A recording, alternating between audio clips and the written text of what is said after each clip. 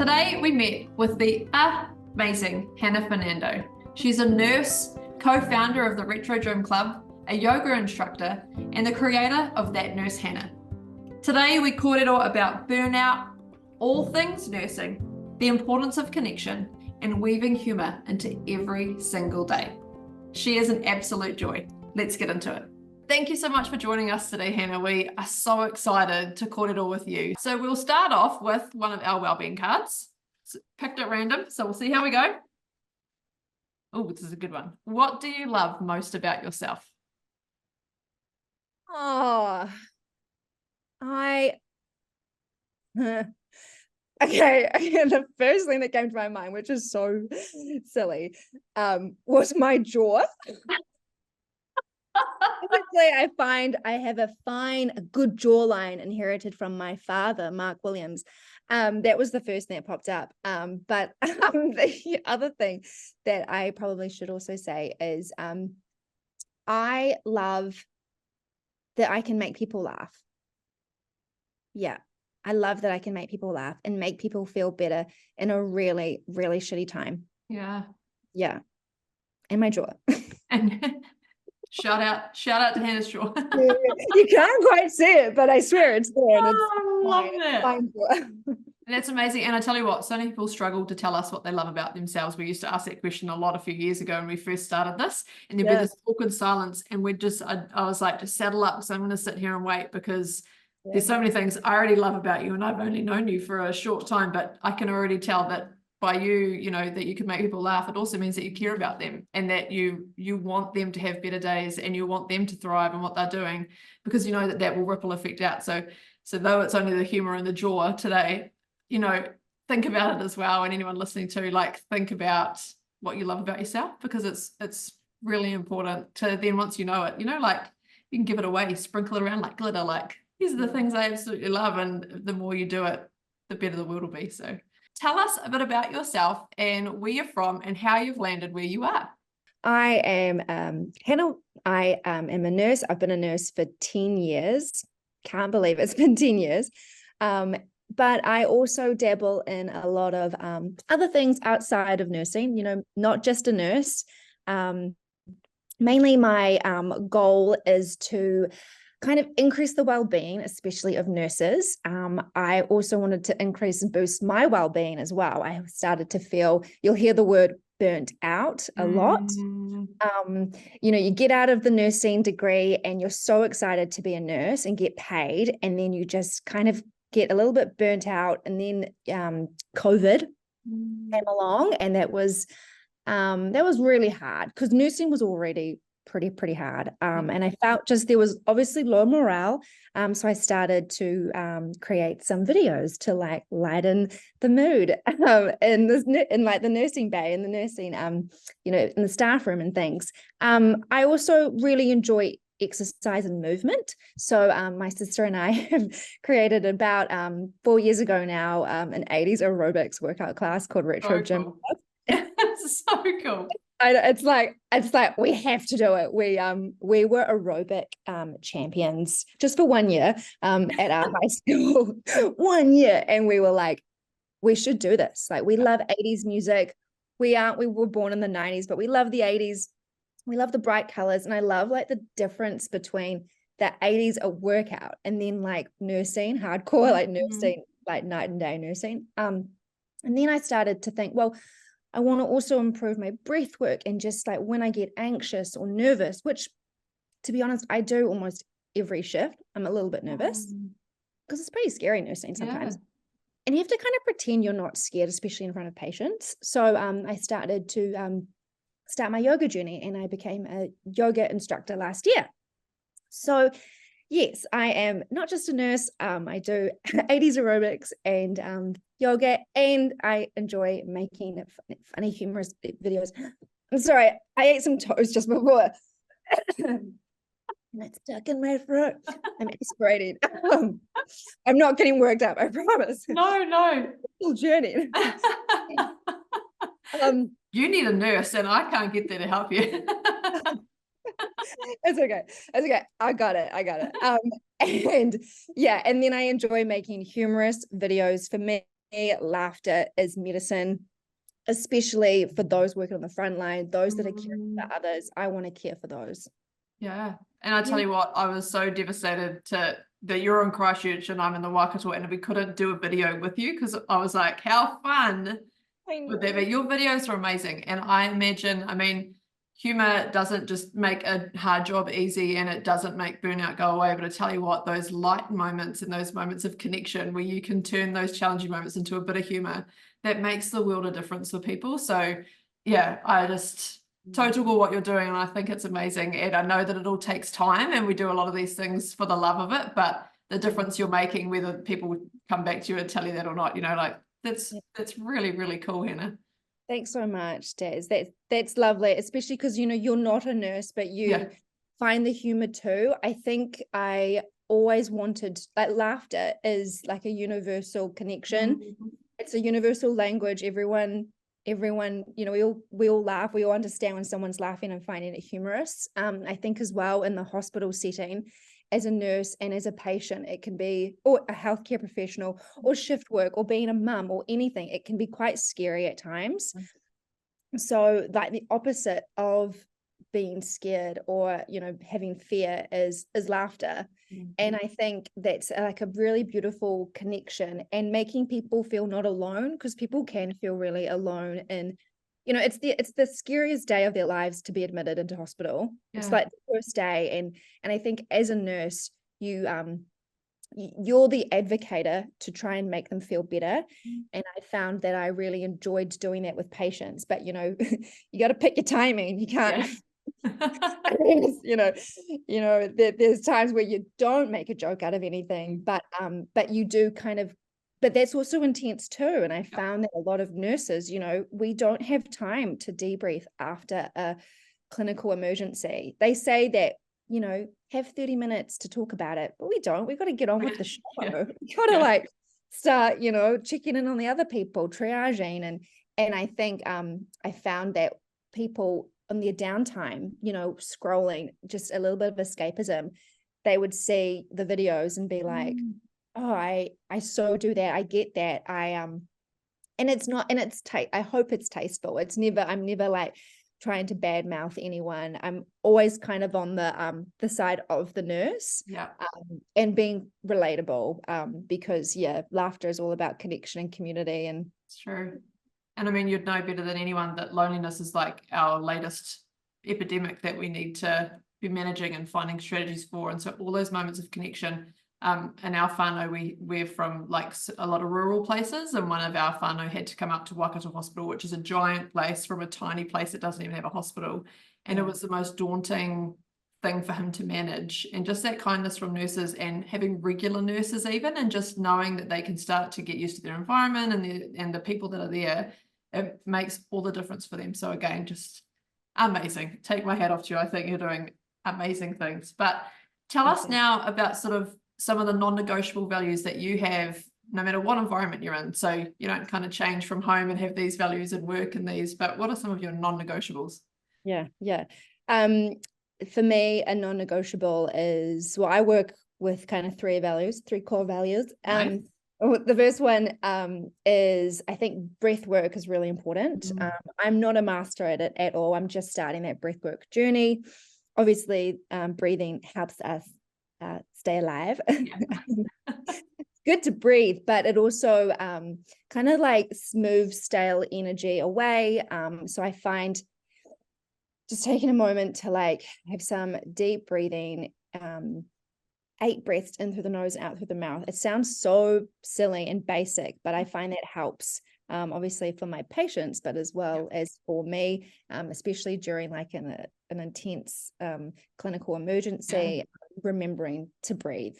And my other non-negotiable is movement, making sure we've got, we have time in the day to move for ourselves. I find, once again, moves stale energy. The movement doesn't have to be like a 3K run and, you know, you're a hot, sweaty mess. I've learned that I can't move in the morning. I'm super slow. And I just love my coffee and my morning routine. Even if it's like, even if it's only squeezed into like 10 minutes, I just, because of shift work, I find movement anytime throughout the day. If you can fit it in, do it. And then the final thing is just laughing. My husband, he says I have a seal laugh. It sounds like this. It's so ugly. I want it to be a cute laugh, but it's like an awful laugh. But that's when he knows he's made me like truly laugh. Yeah. And he's like, I didn't get a seal laugh out of Hannah today. So he'll like, I know. He's a doctor, bless. So we're quite a good little team. So he will make me truly seal laugh once a day. It's nice to have someone obviously to be there, to be there for you to make you laugh. But you can laugh. I mean, that's the beauty of social media. There is some good in it, and I think with finding a funny video that genuinely makes you laugh. I mean, it can be silly, it can be I don't know, like a trend, whatever. It doesn't matter, so long as it's an authentic, genuine laugh. Yeah, laughing. I don't have enough research on it. I'm working on it, but like, it's just one of those things where it is movement. Essentially, you are moving your body while you laugh, and it's breathing. And it's once again moving stale energies. So those are my 3 non-negotiables: breath work, movement, and laughter every day. That's amazing. And I tell you what, some people love seals, so they'll think that's cute. So I'm just going to put that out there, like don't judge that laugh. But in all honesty, there's something to be said. So a lot of my friends will just tag me in I don't know why, but animal videos, like really funny, like pandas falling out of trees, or I love it. Oh my God, it was a hectic. I love it. Honestly, just chaos, right? And I just get this video and I just know that person's just thought about me in that minute and gone, Daz will love this, or this will put a bit of a sunshine into Daz's day, or whatever. And I try and make sure I do that, to other people as well, because those little moments, no, I may not have a real life moment that makes me laugh out loud that day, but that genuinely can get a belly laugh out of me, or just that quiet laugh to yourself that just changes the momentum of your day. It's so cool. Totally. They say love language, how there's like those love languages, acts of service, physical touch, words of affirmation. There's another one that's like just sending reels, just sending appropriate reels, because it's all about connection. It's all about like, I see you. This is me making an effort. I mean, it doesn't have. It may feel like you haven't made an effort, but it's just so nice to be reminded, oh my God, like Daz would love this, because we love pandas. Me and my sister are like obsessed with raccoons. My twin sister, and we're just like obsessed with raccoons. So it's just like those little things. I think that's the beautiful thing about social media. And I'm not currently in Christchurch at the moment. I'm in wonderful Tasmania, and it's like we can be far away from everyone these days, but it's just so easy to also still stay connected in a healthy way. Totally. So agree. Now with nursing, I can imagine there are, like we talked about, super highs and those super lows, and some really challenging times, and COVID would have just like layered into everything that was already hard in terms of you just trying to, come home clean each day to not pass whatever everyone was so, worried about at the time. So talk to us about like what an average week looks like for you as a nurse. To be fair, I'm in a really privileged position where it does change. I try and not stay in the same nursing job for more than 2 years, because you either can't leave and you just become super specialized, or you get really bored, and you don't want to lose that patient empathy. So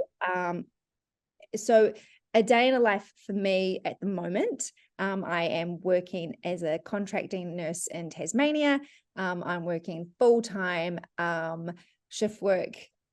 So sometimes in the morning, I'll have the morning off because I can talk to you. I'm working this afternoon until 10 p.m. I will, like I say, I'll try and move, whether that's, I found this really great online. I like to move at home. In my living room, because I feel it's a safe space. And also, Hannah, what's your excuse? You can just do it in the other room. Like put on your workout gear and just do it. Like I'll make I don't know, like excuses to not go to the gym or something. So I like working out at home because Hannah, like, what is your excuse? So I'll do a little workout, maybe 30 minutes. I get quite bad headaches if I exercise in the morning.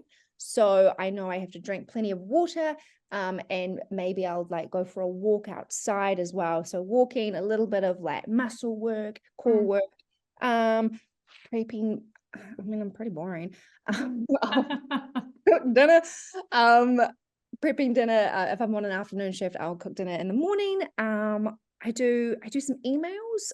I think with my Instagram and the TikTok social media side of things that knows Hannah, I've found that I'm starting to that work's starting to increase a little bit too, which is awesome, because the whole point of creating my Instagram and TikTok was to spread the well-being for nurses and just patients and in general. So I have done that. I'm dabbling in something that's really special. I don't know.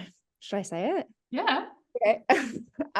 So I used to be, last year I was a practice nurse, where we work at the GP, and we did mainly immunizations as nurses. And I was like, we need to prepare these little tamariki with immunizations, especially because at the moment the schedule is flu jabs are free for tamariki under the ages of 12 and I think 6 months. So these kids are getting an injection every year if parents wish to, which is awesome, but my goodness, that's a lot for a wee kid. So they need to feel prepared, as does the mum and the dad and whānau who would bring them in. So I created, or I'm hopefully wanting to, I've created it, just needs to be published. Someone please pick it up. An immunization children's book, just to to just like a little story that maybe the whole idea is it's a tool for family and friends or whoever talking with their child about the preparation of what's expected when you get an immunization. There's been times where like I'll about to immunize a wee child, and the mum will be like, I haven't told them what you're doing today.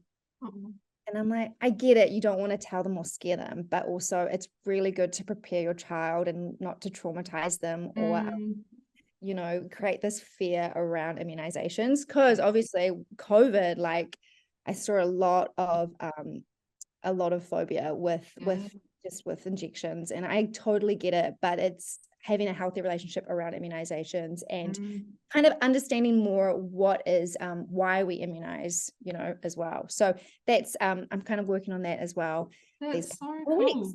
From a parent's point of view, from the first immunization that you go and take your baby to, and you have no idea what to expect, and you've got to hold like their little wriggly foot while they're trying to get into the heel and stuff.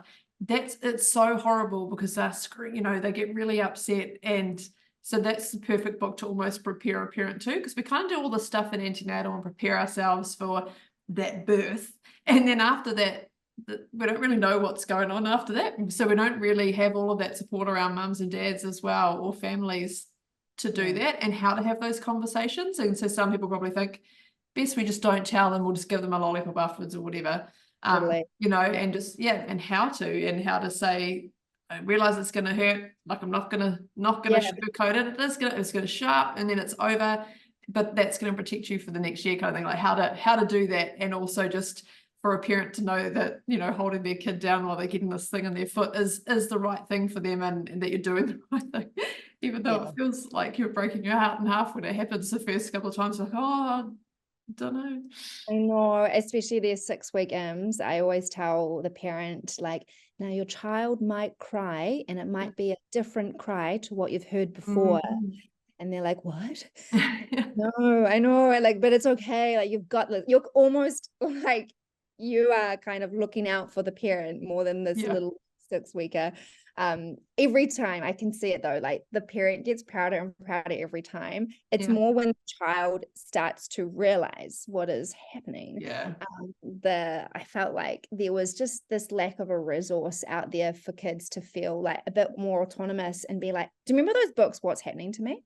Did Yes. you ever have those? Yep. Yeah, like where like you're reading like what a vagina is and a Yep. penis. And you're just like, wow.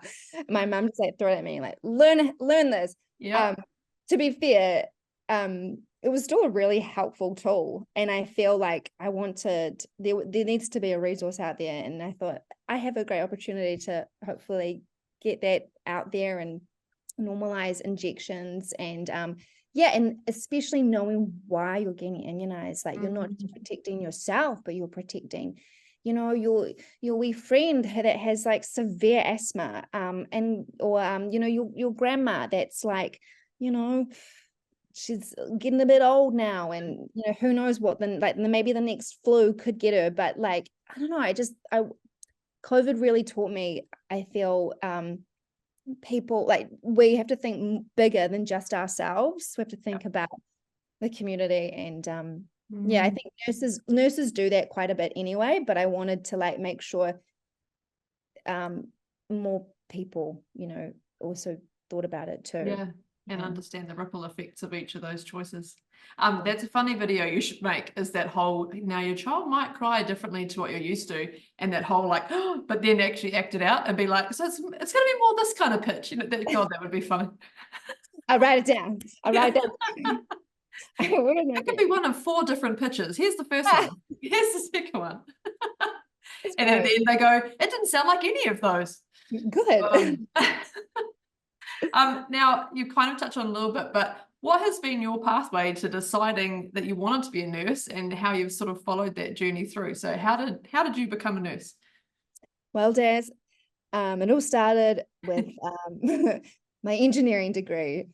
Yes. Oh, wow. Yeah. I did engineering for a day and a half. That was enough. I went to a school where you did the sciences, and you either try and become a doctor or you become an engineer.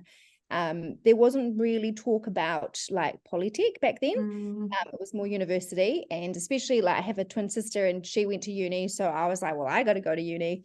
And then I was doing a simultaneous equation, and it took me like 4.5 hours to do one equation. And I was like, this sucks. I need a sign. Please give me a sign. And then the next day, the Christchurch earthquake hit. Wow. It was my fault. So I was like, whoa, this is crazy. Like literally shaken world. And I felt like this is a good opportunity to step back. Everyone stepped back. Everyone, fled. Some people, moved away from Christchurch. It was a pretty crazy time. Yeah. And ironically, buildings were, in pieces, and engineering would have been a great trade. But I felt over that period, the people that really built the community were the healthcare workers, the nurses. That there was a lot of mental health that got, awoken from the quake. And, literally, like, I just remember being really fascinated with who's actually showing up here. And the nurses were brilliant and resilient. And I thought, CPR would be a really awesome skill, like life-saving skill. That's the coolest thing. And nursing was also in my family, which I really valued as well. And they have a really cute badge. I'm not gonna lie, but New Zealand has the most gorgeous little medal that you graduate from nursing. And I thought, that's so sweet. I want a medal. And I was like, maybe I'll and then I donated blood. It's funny who you remember. I donated blood one time, and there was a woman, and she was so funny, and she was a nurse, and I was like, where were you? You know how everyone asked that question, everyone did, where were you in the quakes? And she was like, there was a nursing conference on in town. And she said, I just felt like it was like a movie where we all just kind of like, all these nurses just started helping people out of like the rubble and first aid. And I just was like, that is so badass. That is awesome. And I then started the following semester. So glad I did something that I loved, like naturally was just so happy with it.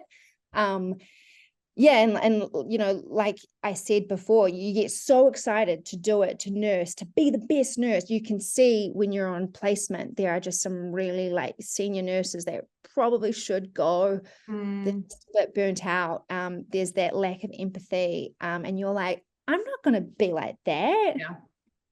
And then, you know, come out of the gate and there's a bit of a bullying culture in nursing as well. You know, like learn your place, you know, are you too posh to wash? You know, like here's a but, you know, and I don't know, it's hard out there, but it definitely builds super resilience. And yeah, I kind of started to be like every 2 years I had to turn over, or else I'd just start to I don't know, like it was almost like change is as good as a holiday. So I found, yeah, roughly every 2 to 3 years, I'd find another job, which is beautiful because nursing is so linear. You know, you don't have to, it's not a rat race to the top, you know, to become a partner. You can do community nursing, you could do, you know, ward nursing, you can do psych nursing, you can do nurse management. So I felt that was a beautiful, you know, career as well, is just such a good path to do anything. It's an amazing self-awareness too, though, Hannah. Like I'm a teacher by trade as well. And so we're the same. So you come out and you're like, I'm going to be so amazing and I'm going to inspire kids. And then you see people who aren't taking that role like as seriously or as with heart as you are to make the difference or the impact in these lives, whether it's nursing or teaching. And you kind of are like, you need to, come on, man, like this.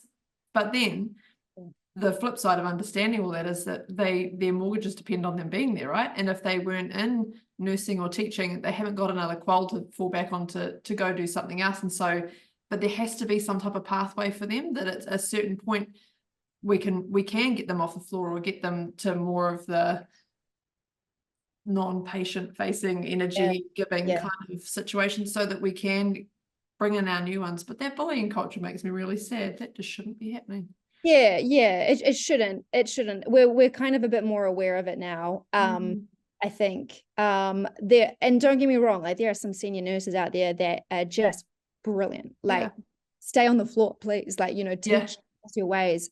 But yeah, there are some that I remember the first year of nursing is the most hardest year because you learn the most. You're learning, oh my God, like it's just overwhelmed with so much knowledge. And you know, you don't really want to like deal with any bullies as well, on top of, you know, the fear of the first, you know, giving the first medication and no one's looking over your shoulder to make sure it's the correct medication. And you're just like, here's some paracetamol. Like, you know, you're like nervous, but it's paracetamol, but it's the first time, you know, so normally you have a second check. Someone is always watching you give medicines. You're never technically giving them, you're watching someone give them as a nursing student. So yeah, there's a huge responsibility being a nurse, and it's a shame because, like, you know, sometimes we just don't feel like compensated or appreciated. And then, you know, people are like, but you're a hero. And you're like, yeah, but I have a mortgage. Like, doesn't really help pay the bills, right? Or like, you know, lately there's been like, have some pizza, and you're like, oh no, thanks. That's Band-Aids on bullet holes. That's not happiness. Do you remember that song? I've got bills I have to pay. Mama, work. That should be your like. I appreciate being a hero. However, I'd like a hero and a little bit of pay on it. It's the same with all our frontline workers, to be fair. When we're talking to firefighters and ambulance officers and police, it's that same message over and over. And it's we need to do something, New Zealand, about it, because it, you know, our goal is to see everyone thrive and live well. Well, we need you guys to be taken care of so that you can help us thrive and live well. So it's just, that fingers crossed we all just keep sharing that message and keep advocating, but also getting involved when there's fundraising days or petitions to sign or anything that we can do to get involved to actually support the kaupapa that's needed to move that forward. Yeah, awesome. Yeah, totally agree, Daz. Yeah.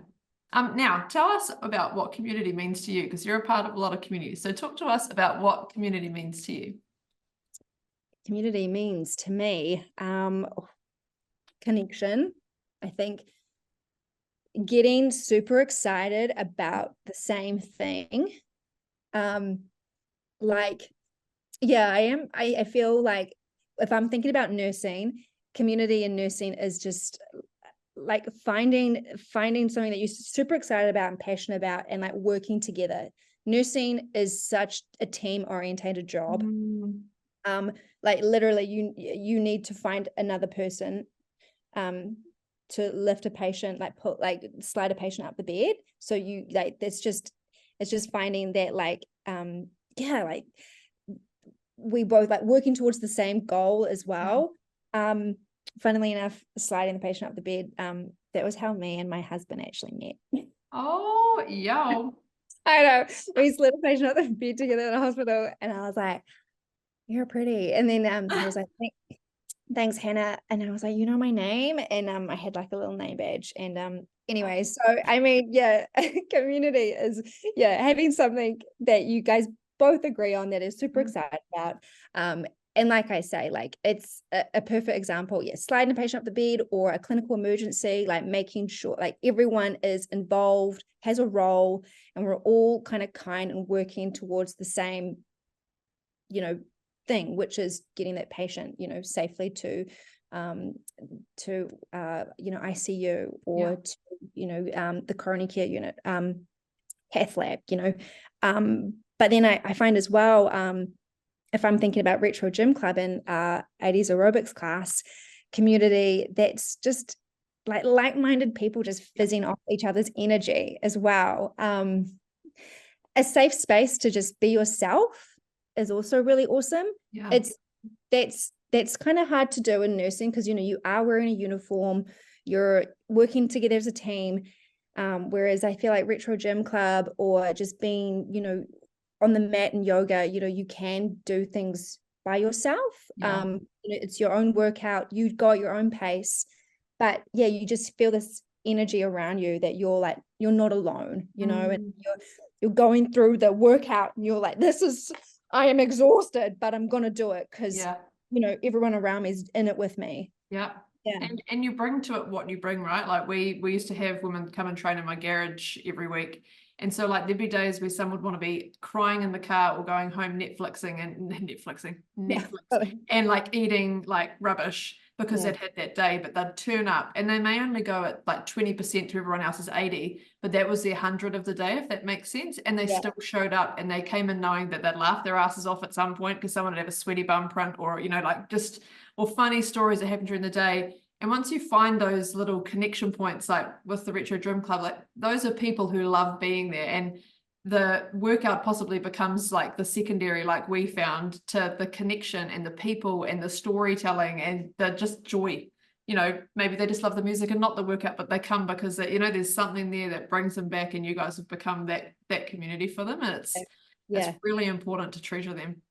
You're so right. We do it because we love it, but Bridget and I would just show up anyway and do it ourselves. But it's just so awesome that people also like it too and show up too, and like we, it's just an opportunity to, like, with the Retro Gym Club, 80s music, it's always retro. It's either 80s, 90s, early 2000s. And it's kind of a chance to like leave your 21st century problems at the door. And it's nice to know, everyone has issues. Everyone's got baggage. Everyone's got, life stresses. Come to the class and we can all just forget about them.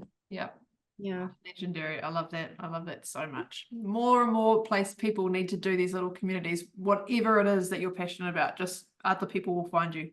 It's how we turn from being one crazy person into the leader of crazy people. It's really cool.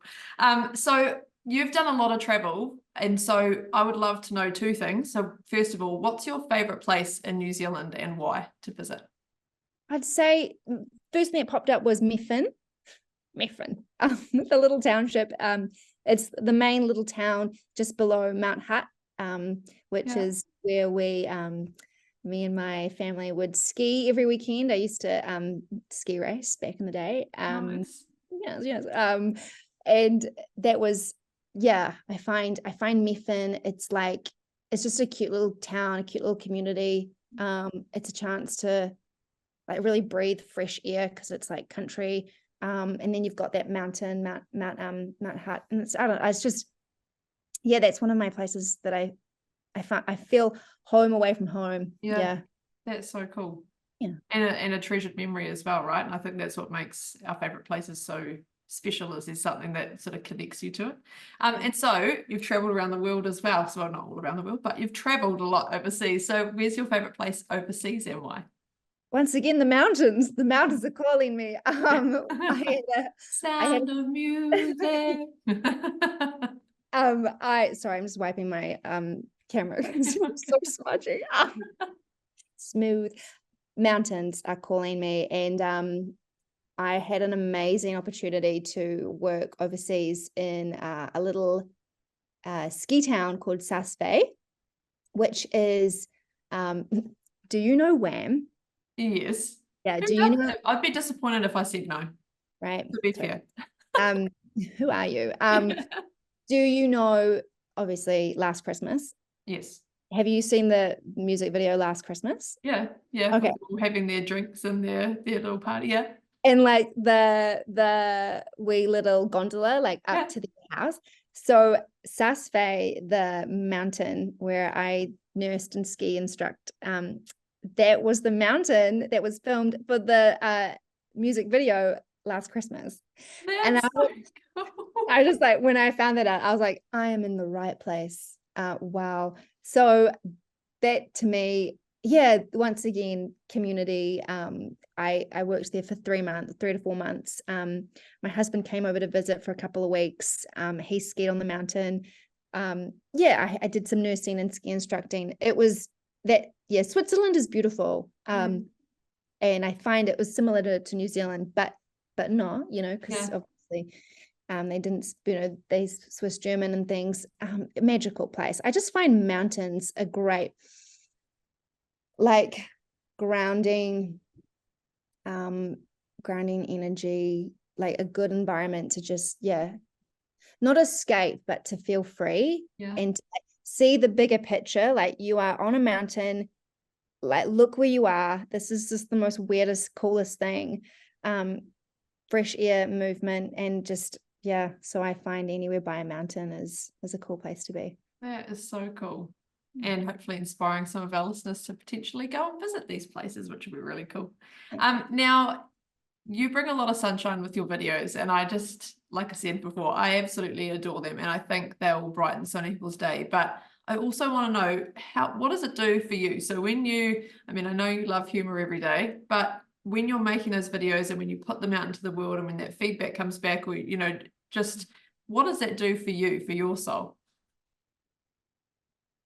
It makes me feel so good. I mean, I do them to make people, especially nurses, feel like they're not alone and they don't have to suffer alone. Like, it sounds silly, but like, I did one video where a nurse was like, working hard, obviously, and the nurse in charge is like, hey, like, make sure you go on your break. And you're like, I'm trying to go on my break, but I'm too busy to go on my break. And it's like, that happens every day. And it's like just those little moments of like, oh my God, I've been there. I've so been there.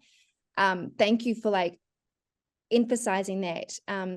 I feel as well, especially in New Zealand, when we have to deal with difficult conversations, humor is such a good way to express it, because it's lighthearted, but it's got like a serious undertone. And you're kind of like, like, at the end of the day, nurses aren't going on their breaks. We got to be better. So I find that that's what I love when people, and even not nurses, I love it when people that aren't nurses love my videos too, because they're like, I get it. So it's just making people, I love it when people understand my humor. Feel like I've been there, and thank you for like, bringing this to our attention. And also even like patients, like, I love it when patients are like, that happened to me, and I really appreciated that you address this, because like I say, it can be a lonely, hard, scary place, the hospital. It doesn't have to be, but it's, it's so hard to like not think the hospital isn't scary. So I want people to like feel like normalize it, and make them feel like they are being heard. Yeah. Do you reckon that there'll be a generation who come through who've watched your videos and kind of walk into the hospital going, well, where's all the funny nurses? Where's all the humor and fun gone? Come on. Guys. Yeah, I know. I hope not. I mean, it's like, I hope on every ward, you know, there is like a little bit of energy and happiness. I mean, don't get me wrong, like when a patient's on the bed and they hear like a giggle from like the nurse's station, you know, it's kind of like, well, you know, guys, are you know, doing your job? I've pressed the call bell. So like it's a hard one to obviously, you know, you need to be professional and you need to do your job and answer those call bells. But it's just, yeah, it's just the constant grind can kind of wear you down.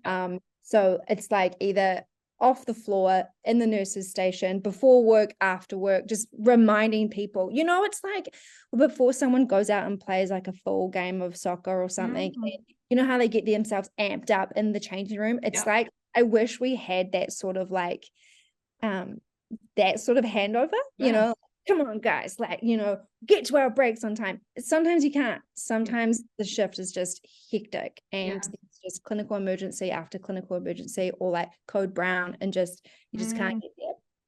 Life, you know, like it's just not always going to work out every day as you want it, but at least you've like tried to just bring on a good positive attitude before each shift. And that's that mindset, right? We choose how we show up and we choose how to respond in different situations, and sometimes I think we forget that in the grind of being so busy and, you know, working off almost in a deficit mindset of, yeah, well, if there was more time, if I had this, if I had, but actually it's all, we have to just go with what's in front of us and make the most of it and make the best of it. And actually, no, it's not going to be perfect, but there's no way we're going to change that today. So here's what we can change, which is the vibe we bring and the kindness. But I'll tell you, from my point of view, I mean, I've had a lot of family members in the hospital over the years, and it's really nice to hear like happy nursing and happy doctors and just happy staff. It changes the patient, I feel. And like, you know, when they're lying there and that's, you guys are the only sound they kind of hear down the hallway, you don't just want to hear beeping, and you don't just want to kind of hear feet running to situations that are charged. It's actually just quite nice to hear a bit of joy as well, and feel that when the nurse walks in to talk to you, that they're excited to be there, and they might have just had a laugh, and they might walk in and be like, oh, sorry about that.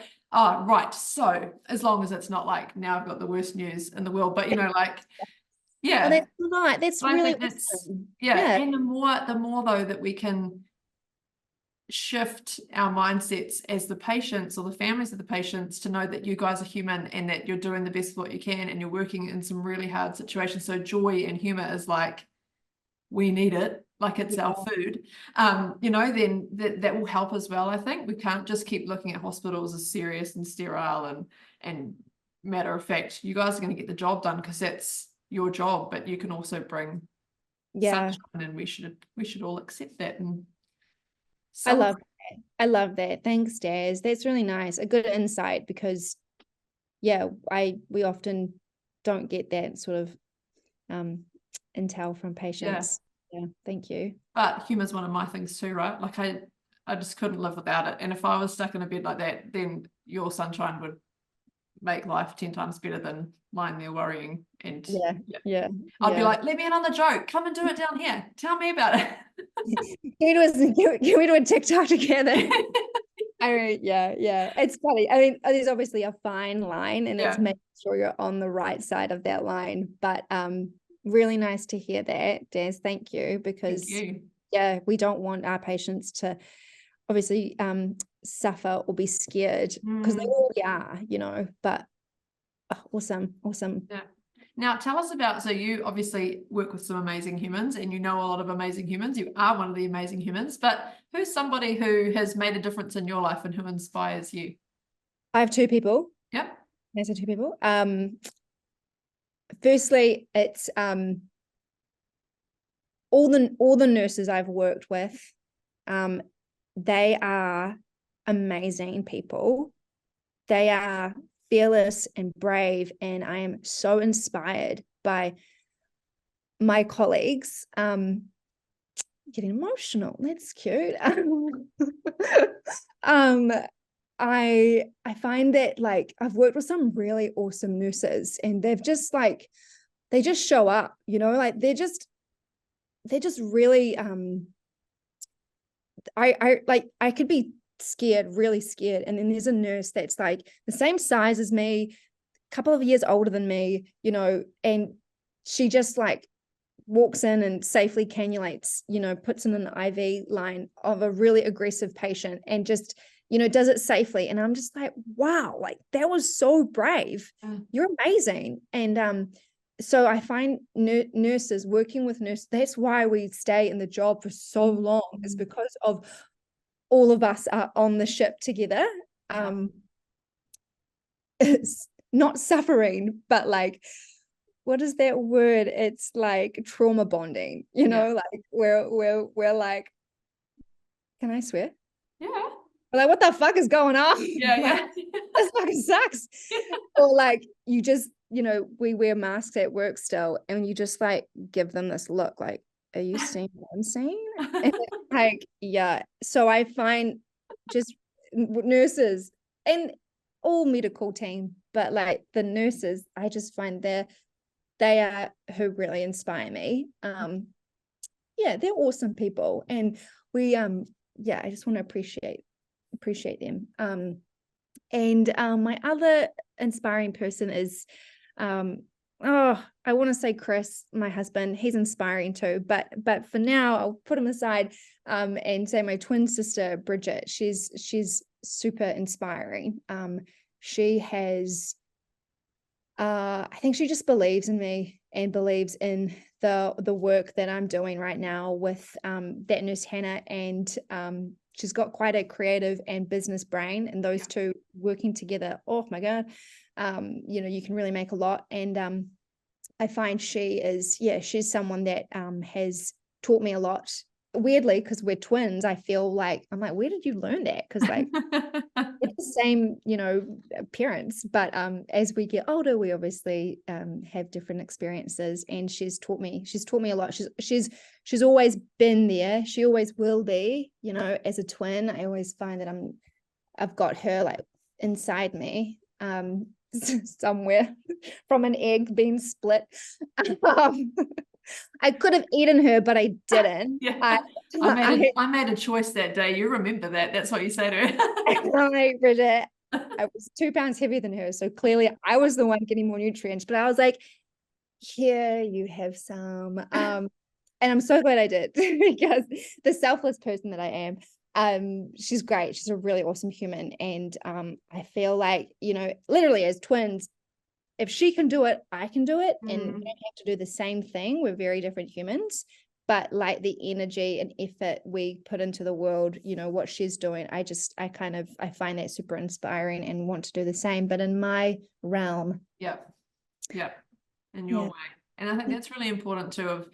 It's a message we work with some students in leadership in the rangatahi space, and it's, yep, you can have role models and you can value all of these different things about humans, but remember, you're going to have a different pathway to it, and we're not trying to replicate what someone else has done. We need to bring our own flavor, and no one else can do it like you. And so that's really, you know, to be inspired by someone and then to be like, right, I'm going to take that inspiration, but in my own way, I'm going to make this impact, or, you know, this difference in the world. And it's pretty powerful when you just be you and do those amazing things. Yeah. Right, so we have a question that we ask every time, and so each interviewee writes a question for the next interviewee without knowing who that person might be. So here is the question for you. How will you maintain a positive purpose throughout your life? Being my true, authentic self. That I think if you're authentic and you are who you are, and you let that shine, you know, you just showing up for yourself, I feel like that has a super positive impact. And, you know, it's easy to maintain that if you're being who you are, if you're being true to yourself. So true. And it also breeds happiness, right? Because you're not fighting against something. It's just genuine you. That's so cool. Thank you so much for your time, Hannah. This has been absolutely amazing. And I know that this is not just for nurses and prospective nurses to be listening to, but this is for everyone to listen to in terms of understanding what it's like to be a patient in the hospital, but also understanding what it's like to be the nurse and the doctor and the people who are taking care of your whānau. So thank you so much for your time, and we will see you again next time. Ka kite. Thank you so much, Des. Bye.